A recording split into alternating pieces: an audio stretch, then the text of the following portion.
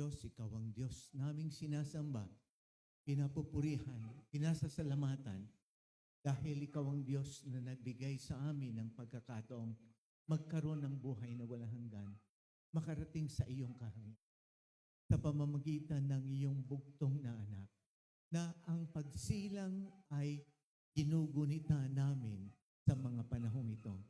Patnubayan mo kami sa pag-aaral namin ng iyong salita. Patnubayan niyo rin kami sa aming pagsa-celebrate o pagdiriwang sa pamamagitan ng iba't ibang mga masayang gampanin pagkatapos ng gawain. Ngunit higit doon, na Panginoon, patuloy mong ituon ang aming isip sa iyo, ikaw na naging dahilan kung bakit kami may kagalakan sa aming puso, na ikaw ang naging dahilan na kami mayroong buhay na walang hanggan na aming tinatamasa ngayon na habang kami patuloy na nagpasakop sa iyo, habang kami patuloy na naglilingkod, sumasamba, at tunay kang tinuturing bilang Panginoon, hindi lamang tagapagligtas ng aming buhay. Salamat po sa araw na ito. Ikaw ang maparangalan, ikaw ang maitaas.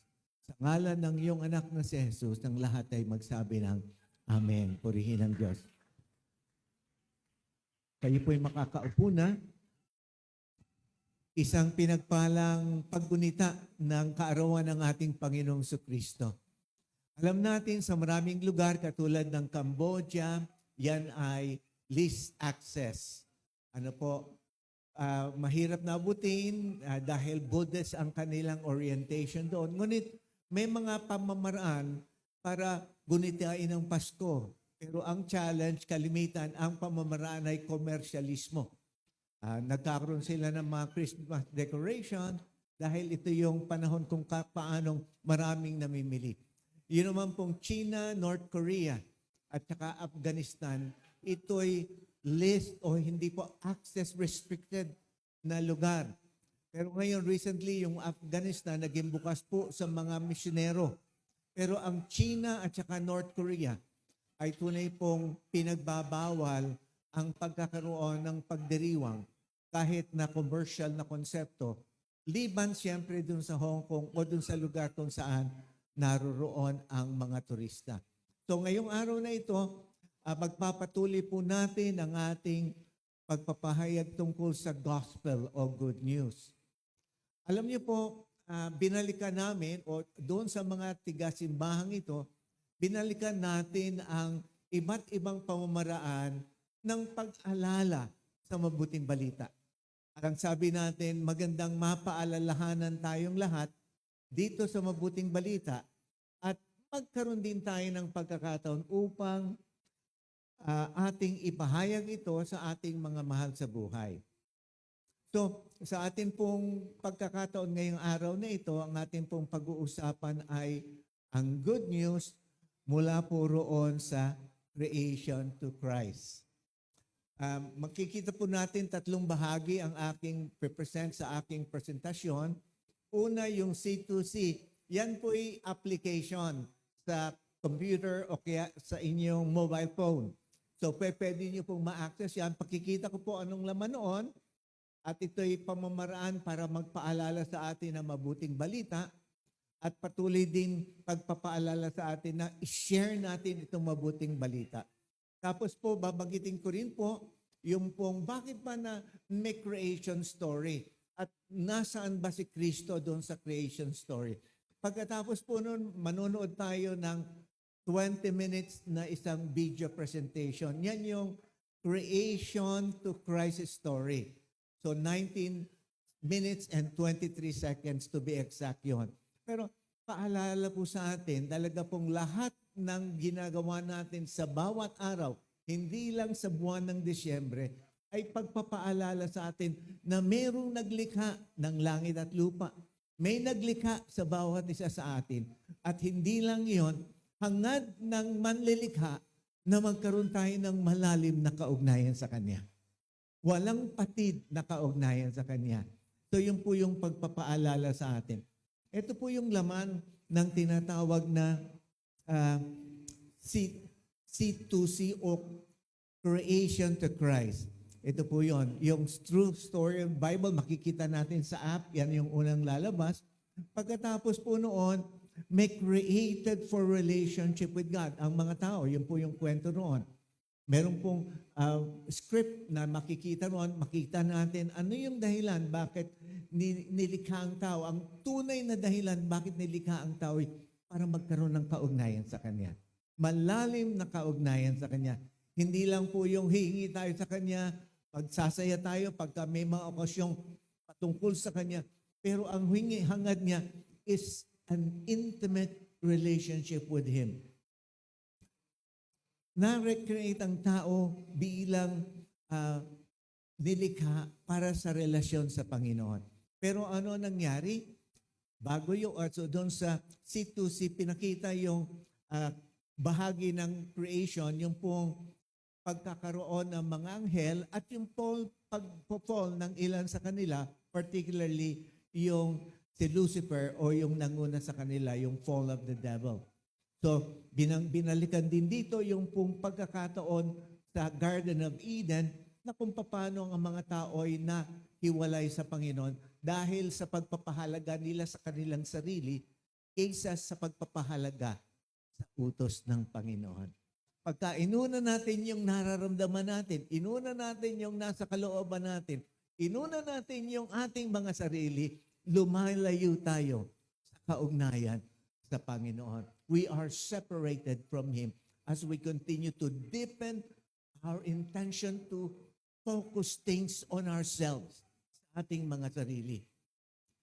Pero nagbigay ng 10 utos, dumating ang pagkakataon na ipahayag ang mga seremonya, pero hindi sila makabalik-balik sa Panginoon dahil yung seremonya naging routine. Minsan po yung pagiging Kristiyano nagiging routine din. Kaya dapat bumalik tayo sa original na dahilan bakit tayo tinawag na mga mananampalataya o mga taong nagtatalaga ng buhay sa ating Panginoong Kristo. So baliwala yung mga sakripisyo, hindi na naging malalim na paghingi ng tawad sa Panginoon patungkol sa lamb o kaya yung sinasakripisyo nilang hain. Ito'y nagpapahayag dapat nung tunay pong hangaring manumbalik dapat tayo sa Panginoon. Pero ito yung ating sinaselebrate sa okasyong ito, yung Jesus Comes to Earth. Marami pong mga pagsasaliksik, hindi po talaga isinilang si Jesus sa panahong katulad nito. Dahil kung panahong katulad nito sa bayang Israel, napakalamig at may mga pagkakataon napakakapal ng yelo. Pero hindi po yun ang ating pag-uusapan. Dumating si Jesus. Namuhay siya dito sa lupa. 2 dahilan kung bakit siya namuhay sa lupa. Una, tunay pong upang tayo ay mailigtas sa pamamagitan ng kanyang dakila at final sacrifice sa krus sa Kalbaryo. Yung pangalawang dahilan, para pakita niya sa atin kung sino siya na nakipag-ugnay sa Diyos Ama. At dahil sa kanyang pakikipag-ugnay sa Diyos Ama, pinakita niya ang modelo ng tunay na nilikhang tao ng Diyos. Our real humanity is a humanity faithfully, intimately relating with God and totally surrendering our life to His will. Yung po yung tunay na humanity, yan yung dapat isinasabuhay natin bilang mga tao. Pero yun doon sa C2C, pinakitang siya'y naging mabuting guro, nagturo, siya'y nagbigay ng mga himala katulad ng calming of the storm, feeding of the 5,000, pagpapaalis sa isang inalihan na tao ng demonyo, at pagpapabuhay sa isang patay. Pero in-emphasize dito sa C2C, yung Jesus, the perfect sacrifice. Dahil perfecto siya, wala siyang dungis, wala siyang kasalanan, ibininhi siya doon sa sinapupunan ni Birhen Maria at walang, sabihin natin, hindi doon sa egg cell ni Birhen Maria, kundi bininhi siya miraculously at siya'y nabuhay bilang isang bata sa isang sabsamang, mababang lugar ng pagsilang. Ngunit hindi lang po yun, nabuhay siya, binigyan siya ng hindi katotohanang paratang sa kanyang paglilingkod doon sa lugar na yon, at siya'y inaresto, nilitis ng walang hustisya, siya'y pinahirapan, pinako sa krus, namatay doon. Ngunit sa 3 araw, siya po'y nag-resurrect. Pagkatapos na binanggit itong resurrection ng ating Panginoon sa C2C, pinaalala doon yung pong prodigal son. Ang sabi doon, the wandering son. Ito yung son na nagluksay ng kaniyang mana sa kanyang ama. Kahit buhay pa yung kanyang ama, hiningi niya yung kanyang mana at itinuring niyang patay na nga yung kanyang ama. Pero dumating ang pagkakataon, hirap na siya, nagpapakain siya ng baboy doon sa kanyang pinaglilingkuran. Naalala niya, kahit mga slaves doon, masarap ang kinakain sa tahanan ng aking ama. At doon sa pagkakataong doon, nagkaroon siya ng pagkakaliwanag sa kanyang isip. At pagkatapos noon, siya ay humingi ng tawad. Humingi ng tawad at sa kanyang iniisip, pupunta ako sa ama, hihingi ako ng tawad. Hindi na ako pwedeng matawag kahit isang anak, pero ako'y maglilingkod bilang alipin. Pero siya'y nanumbalik sa kanyang ama. Tumakbong palapit ang kanyang ama. Malayo pa ang tingin niya doon sa kanyang alibughang anak. Ngunit pinakita ng ama ang kanyang pagmamahal. At sinabi niya, huwag niyo na akong ituring na anak. Turing niyo na lang akong tagapagsilbi o servant. Pero hindi yon, binigyan siya ng kapa, binigyan siya ng robe, at binigyan siya ng bagong singsing upang siya'y ipakilalang anak. Tayong lahat, sabi doon sa C2C, ay dapat namumuhay kasama ng ating Panginoon dito sa lupa hanggang sa eternal life o sa langit kung saan tayo niya hinangad na makapunta. Ngayon, maiksing pagpapahayag, Jesus in the creation. Jesus po'y nasa creation nung una pang panahon. Sabi doon, in the beginning, God created the heavens and the earth. Nang pasimula, nilikha ng Diyos ang langit at lupa. Marami sa mga Bible scholars sinabi rito na yung pagkakalikha was done by a triune God. God the Son, God the Father, and God the Holy Spirit. Pero kung pupuntahan natin, tatalon tayo sa John 1:1. Mula doon sa dulo o sa unang bahagi ng Biblia, makita po natin in Genesis, tumakbo tayo doon sa bandang bahagi ng dulo ng ating Biblia, doon sa New Testament, sa John 1:1, sabi doon, sa simula ay salita, ang salita ay kasama ng Diyos, at ang salita ay Diyos. Sabi doon, nang pasimula, in the beginning, parehong-pareho ng pagpapahayag sa Genesis 1:1a. Sa pasimula, in the beginning was the Word, and the Word was with God, and the Word was God. So makikita natin sa pagkakataong ito, pinapahayag sa atin na tunay pong si Jesus ay naroroon na bago pa man likhay ng langit, lupa at lahat ng katauhan o lahat ng creation. And He is with us all the way until Revelation, hanggang doon sa pahayag o Apocalypse. Every book of the Bible talks about Jesus. Ano po? So makikita natin, pinapakita rito na tunay pong merong ginawang paglilikha ang Panginoon. Merong ginawang hangarin ang Panginoong makaugnay ang tao sa isang malaya, maayos at malalim na pag-iibigang pamamaraan. Pero nagkaroon ng pagkakasala. Sabi sa Colossians 1:16, patungkol kay Kristo, for by Him things were created in heaven and on earth, visible and invisible, whether thrones or dominions or real rulers or authorities. All things were created through Him and for Him. Lahat tayo nalikha sa pamamagitan ng salita ng Diyos. Kahit po mga taong naroroon sa China, naroroon sa North Korea, walang tinuturing ng Diyos, silang lahat nalikha because of Christ, because of Jesus Christ. At ang katunayan, lahat po ng makikita nating mga bagay nagpapahayag, lalo tigit itong ating nature, nagpapahayag ng presence ng Panginoon. Miski pagka tayo tumingin sa universe, makikita natin yung order of the universe at ito'y nagpapahayag ng patuloy na may manlilikha na gumanap ng lahat ng ito. Doon sa Genesis 1:1, pinakitang there is indeed a creator of all of these things. Ang sabi po dito sa pagpapahayag ni Apostol Pablo,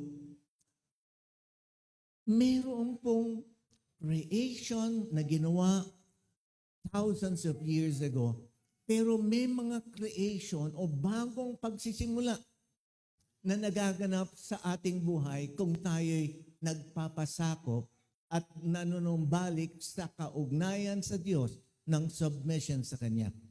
Sabi po sa Tagalog sa 2 Corinthians 5:17, kaya't kung ang sino man ay na kay Kristo, siya'y bagong nilalang, ang mga lumang bagay ay lumipas na. Tingnan ninyo, ang lahat ay naging bago. Going back to the creation, magulo, madilim, but there was order that was created by God. It was a new creation at that time.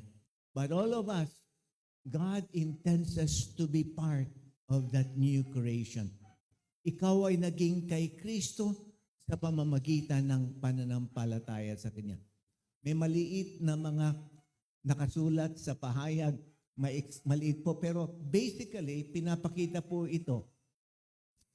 Lahat ng bagay sa mundo, mawawala. Basahin natin o babasahin ko na lang sa inyo. At nakita ko isang bagong langit at isang bagong lupa.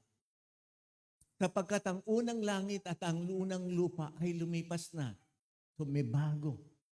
Things are created by God continuously for His glory.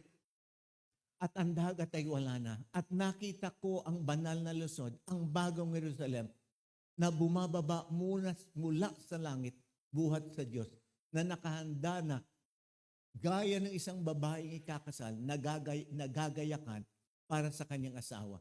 At narinig ko ang isang malakas na tinig na mula sa trono na nagsasabi, masdan niyo ang tabernakulo ng Diyos ay nasa mga tao. Sabi doon, the tabernacle is supposed to be the focus of worship. The focus of worship is in man. Doon sa tunay pong namuhay para sa Kanya, unay tumanggap sa Kanya bilang Panginoon at tagapagligtas. The holiness of God is in us, but we need to really live by it. Panindigan natin ang bagay na iyon. At ang sabi niyo, noon, balikan ko, masdan ninyo ang tabernakulo ng Diyos ay nasa mga tao. Siya'y maninirahang kasama nila at sila'y magiging bayan niya at ang Diyos mismo ay makakasama nila at siya'y magiging Diyos nila. At papahirin niya ang bawat luha sa kanilang mga mata at hindi na magkakaroon ng kamatayan. Hindi na rin magkakaroon pa ng pagdadalamhati o pagtangis man o ng kirot man sapagkat ang unang mga bagay o the first things, the earlier things ay lumipas na. At sinabi ng nakaupo sa trono, masdan ninyong ginagawa kong bago ang lahat ng mga bagay. Sinabi rin niya, isulat mo sapagkat ang salitang ito ay tapat at tunay. At sinabi niya sa akin, naganap na. Alam po natin, ang Diyos ang naglikha ng langit at lupa. Ito'y pinahayag doon sa Biblia. Alam din natin sa ating kaugnayan sa Diyos sa iba't ibang mga bagay niyang nilikha. Lalo tigit kung tayo mananampalataya, totoong-totoo ang paghahari ng Diyos dito sa mundo at sa ating puso. Pero makikita natin, tunay pong siya'y nagpapahayag sa una, sabi nga natin sa creation, hanggang sa revelation o sa eternity. I am the Alpha and Omega, the first and the last, the beginning and the end. pero may hamon siya sa bawat isa. Our dear God who is in the heavenlies can really be with us. At sabi rito sa Pahayag 22:17b, ang mga ibig ay kumuha ng tubig ng buhay walang bayad. It is free for the taking. God is offering Himself to all of us. He gave Himself as a gift for all of us. He was born, birthday niya, sinaselebrate natin. Kalimitan ng mga tao naghahanap ng bonus, na regalo, ng iba't ibang bagay. Hindi ba ang dapat bigyan ng regalo ay yung isinilang, yung niluwal?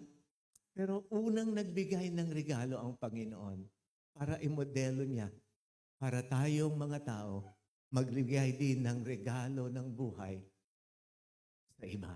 Hindi natin magagawa yon kung wala tayong buhay. Magkakaroon lang tayo ng tunay na buhay kung tayo'y tumanggap kay Kristo bilang Panginoon at tagapagligtas ng ating buhay. Sa pagkakataong ito, panoodin natin yung Christ o yung creation to Christ story.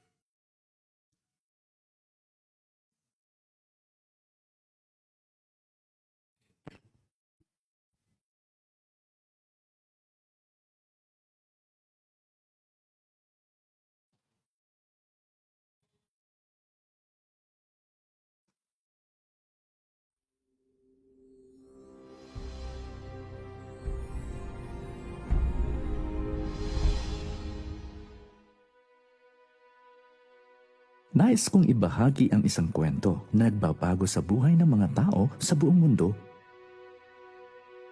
Hindi ito isang kwento na gawa-gawa lamang.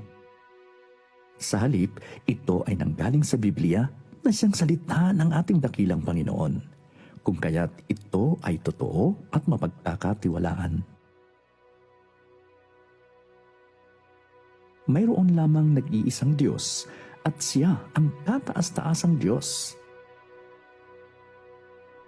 Ang kataas-taasang Diyos ang pinakamakapangyarihan kaysa sinumang nilalang, espiritu, guro ng relihiyon, gobyerno, o Diyos na sinasamba ng mga tao.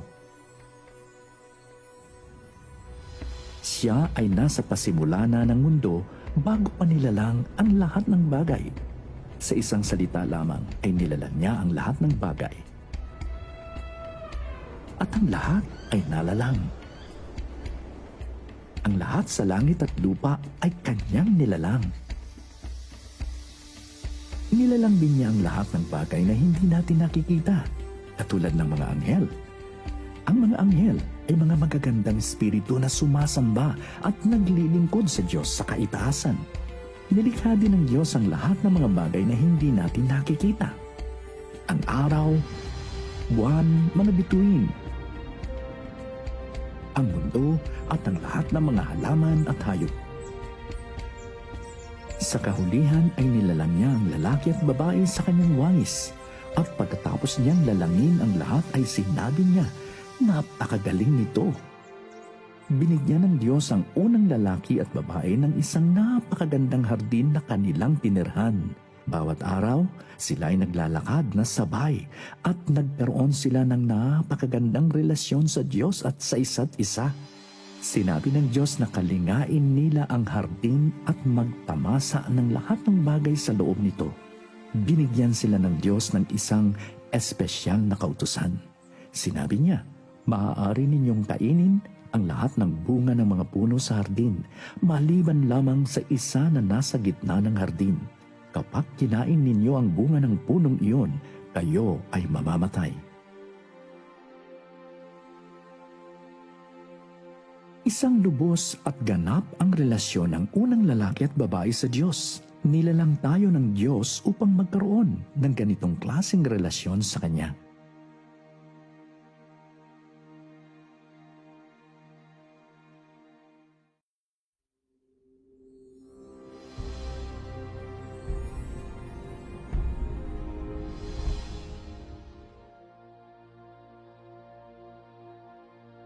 Ang unang lalaki at ang unang babae nagkaroon ng napakagandang relasyon sa Diyos at sa isa't isa. Gayunman, naalala niyo ba ang mga anghel na nilikha ng Diyos? Ang isa sa kanila ay naging palalo. Ninais niya na maging katulad ng Diyos at sambahin siya ng lahat ng mga anghel.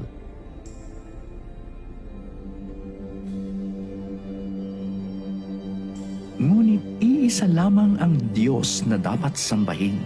Kaya't pinalayas ng Diyos ang palalong anghel mula sa langit. Tinawag ang anghel na ito na demonyong anghel.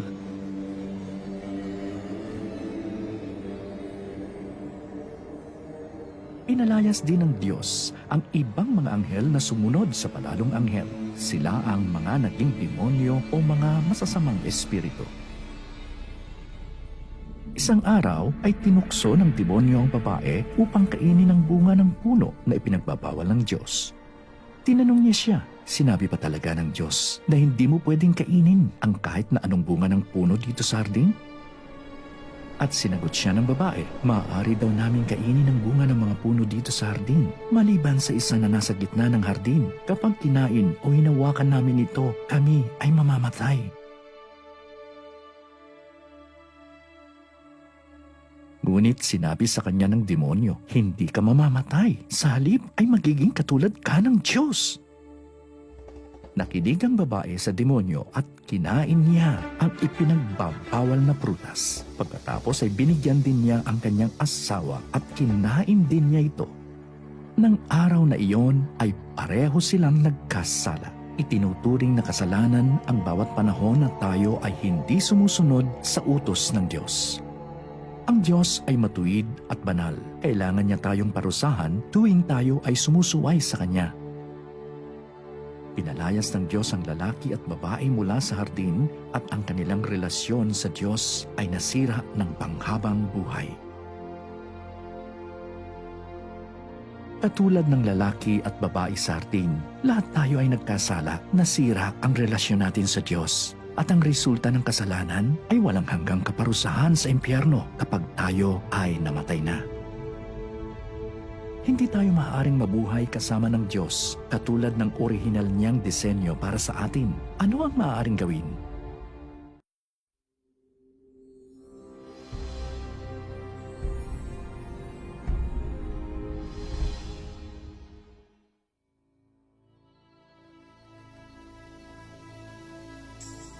Sa nakalipas na panahon, dumami ang mga tao sa mundo. Ngunit kahit na sila ay nagkasala, ay mahal pa rin sila ng Diyos at nais pa din niyang magkaroon ng magandang relasyon sa kanila.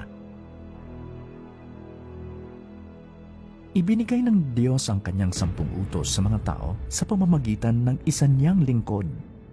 Alalahanin natin na ang Diyos ay ganap at banal, kung kaya't nararapat din tayong maging ganap at banal upang makapiling niya.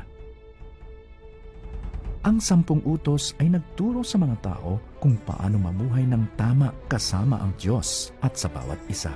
Ang ilan sa mga utos ay, huwag kang sasamba sa ibang mga Diyos o gumawa ng mga idolo. Igalang mo ang iyong mga magulang. Huwag kang magsisinungaling. Magnanakaw. Papatay. Huwag mong pagnasaan ang pag-aari ng iba o mga lunya. Ngunit wala ni isa ang nakasunod sa lahat ng mga utos na ito. Sa tuwing sila ay magkakasala, hinihimok sila ng Diyos na ipahayag ang kanilang mga kasalanan at mag-alay ng sakripisyo kapalit ng kanilang kaparusahan. Ang sakripisyong ito ay ang pagpatay ng isang hayop na walang kapintasan at pag-alay ng dugo nito.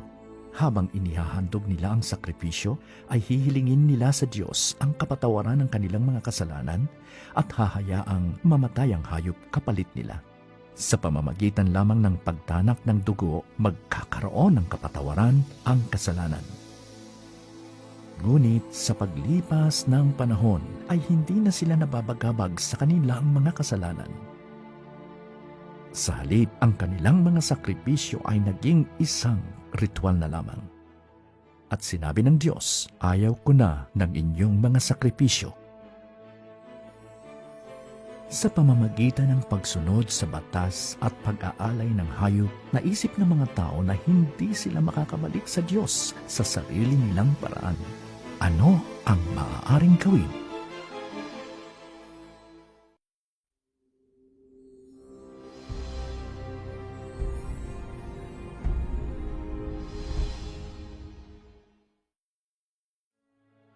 Minamahal pa rin ng Diyos ang mga tao sa mundo. Kung kaya sa tamang pagkakataon ay ipinadala niya si Jesus upang ipakita sa mga tao kung paano maibabalik ang kanyang relasyon sa Diyos. Sino si Jesus? Si Jesus ang bugtong na anak ng Diyos. Si Jesus ay isang kahanga-hangang guro. Gustong-gusto ng mga tao na makinig kay Jesus sapagkat itinuturo niya kung paano magbalik loob sa Diyos. Si Jesus ay manggagawa rin ng himala. Isang araw, maraming tao ang nakapakinig ng buong araw na pagtuturo ni Jesus. Dahil sa mga tao ay nagugutom, kumuha si Jesus ng 5 piraso ng tinapay at 2 isda. Binasbasan niya ito at sinimulang ibahagi sa lahat ng mga tao. Noong araw na iyon, mahigit sa 5,000 tao ang kumain at nasiyahan silang lahat. Ang kapangyarihan ni Jesus ay maaaring matugunan ang lahat ng ating pangangailangan. Sa isa namang pagkakataon, tinawid ni Jesus kasama ng kanyang mga disipulo ang isang malaking lawa. Habang natutulog si Jesus, isang napakalakas na bagyo ang dumating. Ginising si Jesus ng kanyang mga alagad at sinabi, "Panginoon, malapit na kaming mamatay." Tumayo si Jesus at nakipag-usap sa hangin at sa mga alon at nagsabi, "Tumahimik ka." Dali-dali ay tumigil ang hangin at ang ulan. Mas higit ang kapangyarihan ni Jesus kaysa sa kalikasan. Nang nakarating si Jesus sa kabilang lugar, nakasalubong niya ang isang marahas na lalaki na namumuhay sa mga libingan. Siya ay puspos ng mga demonyo at lubhas siyang mapanganib. Mahal ni Jesus maging ang ganitong klaseng tao. Nakipag-usap siya sa mga demonyo at sinabi niya, "Lumayas kayo sa katawan ng lalaking ito." Dali-dali ay umalis ang mga demonyo sa katawan ng lalaki at nagbalik sa normal ang kanyang pag-iisip. Mas makapangyarihan si Jesus kaysa mga masamang espiritu. Isang araw ay nagkasakit ang matalik na kaibigan ni Jesus at ito ay namatay. Makalipas ang ilang araw ay dumating si Jesus sa puntod ng kanyang kaibigan. Nang makita niya ang lugar kung saan nakalibing ang kanyang kaibigan, ay nagsimulang tumangi si Jesus. Nagpunta sa dakong harap ng libingan si Jesus at sinabi niya, "Kaibigan, lumabas ka." Lumabas nga ang kanyang kaibigan mula sa libingan at siya ay nabuhay. Mas makapangyarihan si Jesus kaysa kamatayan. Ginawa ni Jesus ang lahat ng ito sapagkat minahal niya tayong lahat at nais niya na magbalik loob tayo sa Diyos.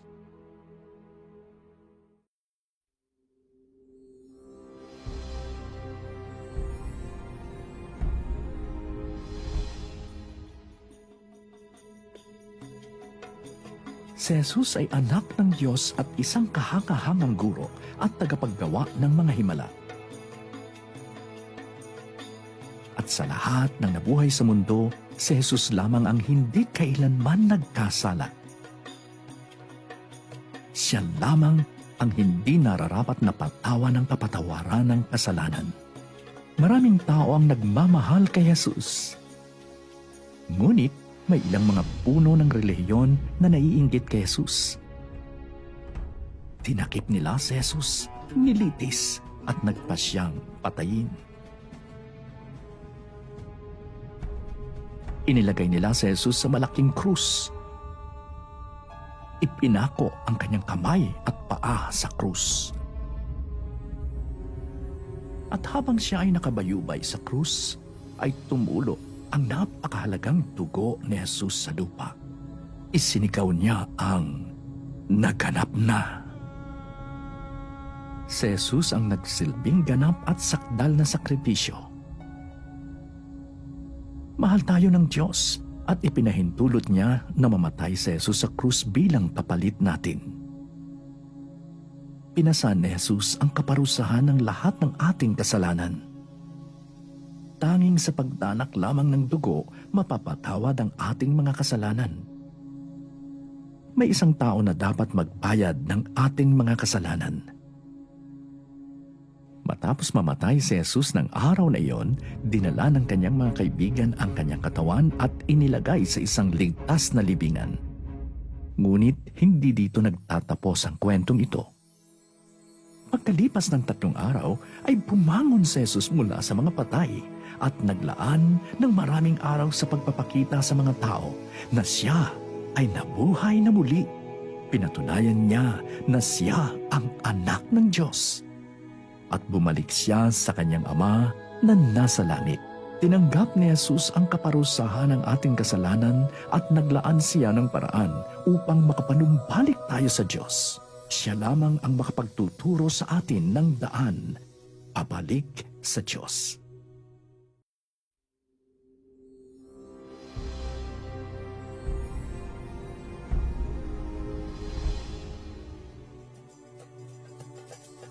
Nang si Jesus ay narito pa sa mundo, ay naglahad siya ng isang kwento. May isang binata na nagsabi sa kanyang ama ng ganito, "Ibigay mo na sa akin ang bahagi ng aking mamanahin." Nagpakalayo-layo ang binatang ito at winaldas ang kanyang pera sa marahas na pamumuhay.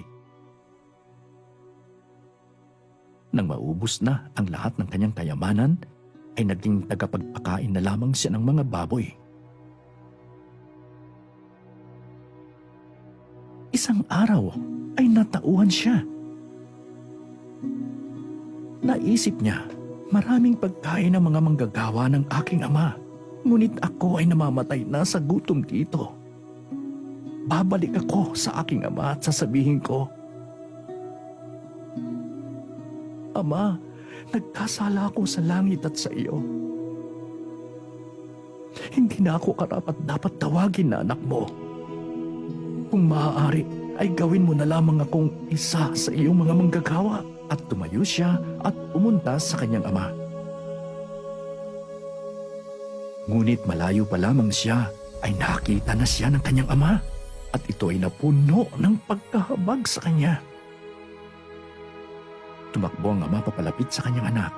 Niyakap siya at hinalikan. Sinabi niya, "Ama, nagkasala ako laban sa langit at sa iyo. Hindi na ako karapat-dapat tawagin na anak mo." Ngunit sinabi ng kanyang ama sa kanyang mga tagapaglingkod, "Madali, dalhin ninyo sa akin ang pinakamagandang balabal at isuot ninyo ito sa kanya. Lagyan ninyo siya ng singsing sa kanyang kamay at sandalyas ang kanyang mga paa. Magsasaya tayong lahat at magkakaroon ng isang piging. Dahil ang aking anak na nawala ay natagpuan na." Lahat tayo ay katulad ng binata sa kwentong ito. Lahat tayo ay nagkasala at iniwan natin ang ating amang Diyos. Ngunit katulad ng anak na iyon, maaari tayong bumalik sa Diyos. Kailangan natin humingi ng kapatawaran sa ating mga kasalanan at manumbalik sa Diyos upang makamtan ng buhay na ninanais niya para sa kanyang anak. Sinabi ni Jesus, "Ako ang daan, ang katotohanan at ang buhay. Walang makapupunta sa Ama maliban sa pamamagitan ko." Nais mo bang hayaan si Jesus na dalhin ka pabalik sa Diyos?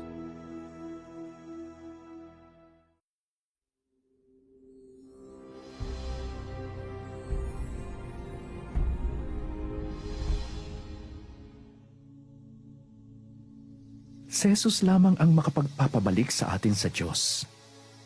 Upang makapanumbalik sa Diyos, kailangan mong aminin na nagkasala ka laban sa Kanya. Kailangan mong paniwalaan na namatay si Jesus para sa iyo at dinala niya ang iyong kaparusahan. At hilingin sa Diyos na patawarin ka niya. Kailangan mong ibigay ang iyong tiwala kay Jesus lamang upang maibalik ka niya sa Diyos at magkaroon ka ng buhay na walang hanggan. At magmula doon, ay nararapat na sundin mo sa Jesus bilang iyong bagong Panginoon. Sinasabi ng Biblia, sapagkat gayon na lamang ang pag-ibig ng Diyos sa sanlibutan, kaya't ibinigay niya ang kanyang bugtong na anak upang ang sinumang sumampalataya sa kanya ay magkaroon ng buhay na walang hanggan. Maaari kang lumapit sa Diyos katulad ng binata sa kwento na nanumbalik sa kanyang ama. Maaari mong sabihin ng ganito, alam kong mahal mo ko, aking Diyos. Nagkasala ako sa iyo at humihingi ako ng kapatawaran.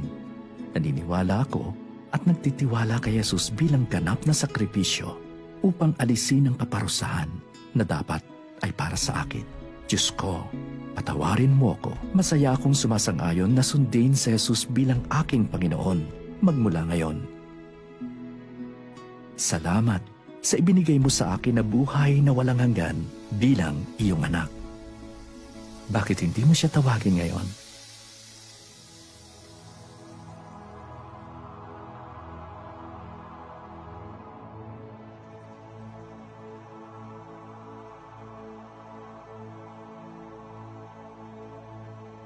Kung tunay na tinawag mo ang Diyos, ikaw ay naging anak na niya magpakailanman. Nais ng Diyos na malaman ng iba na ikaw ay anak niya. Ang plano ng Diyos ay hindi lamang para ikaw ay manumbalik sa Kanya, kundi manumbalik din pati ang iyong pamilya at mga kaibigan sa Kanya sa pamamagitan mo. Sino pa ang mga kakilala mo na sa tingin mo ay kailangang makarinig din ng ganitong kwento?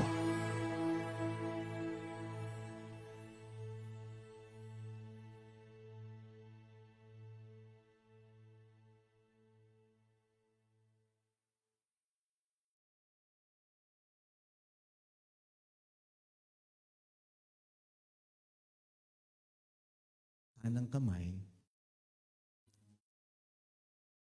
habang lahat ay nakayuko, itaas mo ang iyong kanang kamay. Salamat po sa mga kamay na yan. Ibaba niyo na po. Kung yun ay iyong totoong sinambit, hindi lamang sa iyong isip, kundi sa iyong puso, ipapanalangin kita. Itong panalangin ito ay doon sa mga taong unang pagkakataong ipinahayag ang kanilang pagkasuklam, pagkamuhi, pagkalungkot.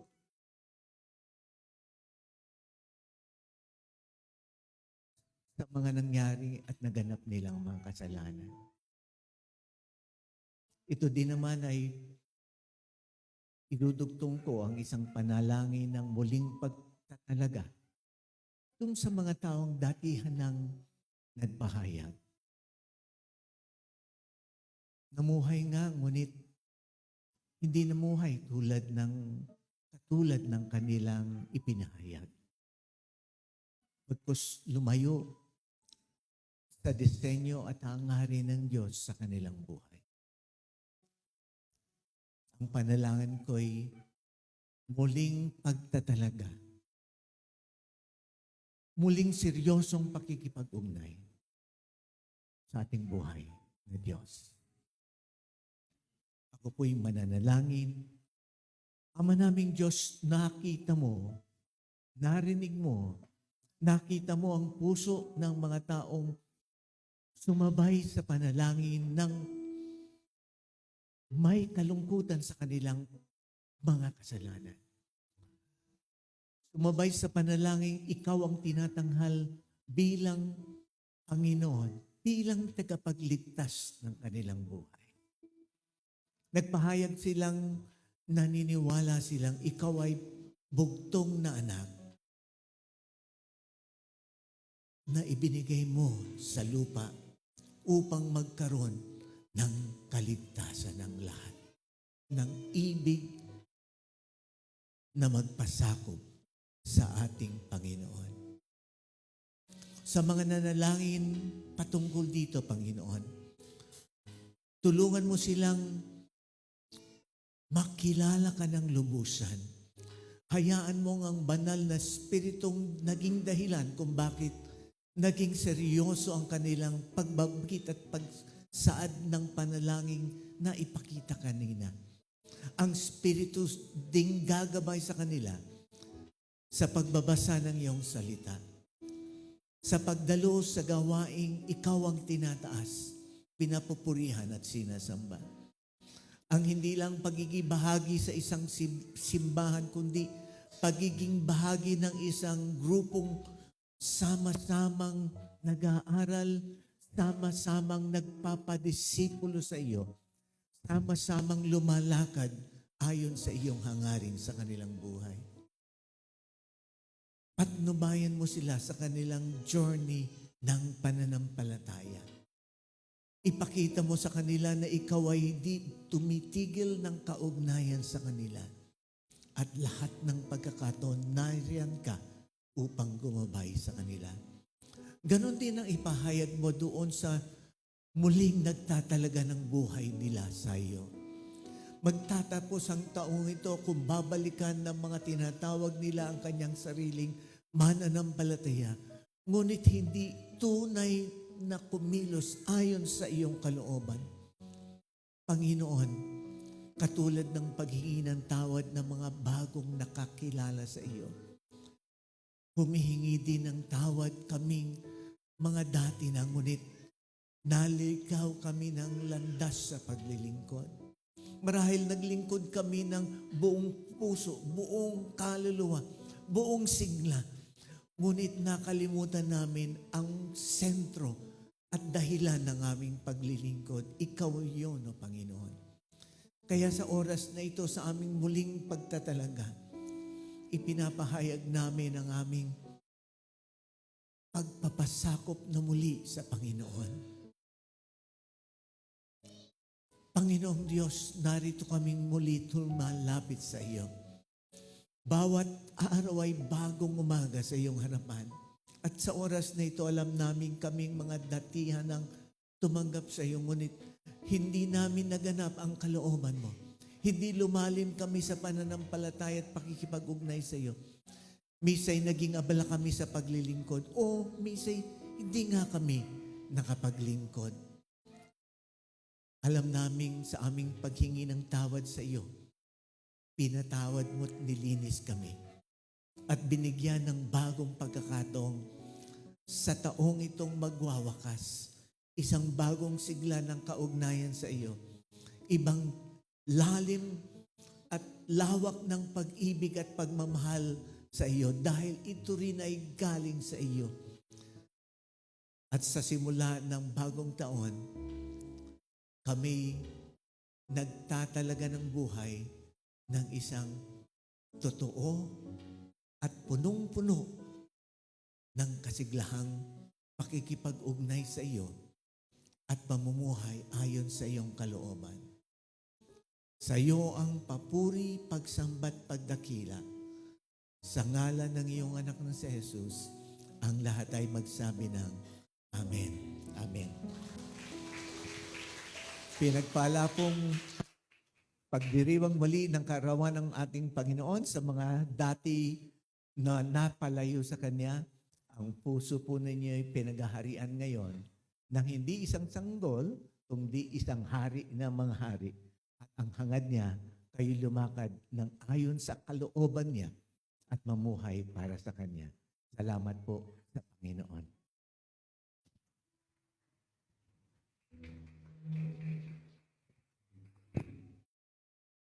The Lord, isa pa nga po muling malakas na palakpak sa Panginoon.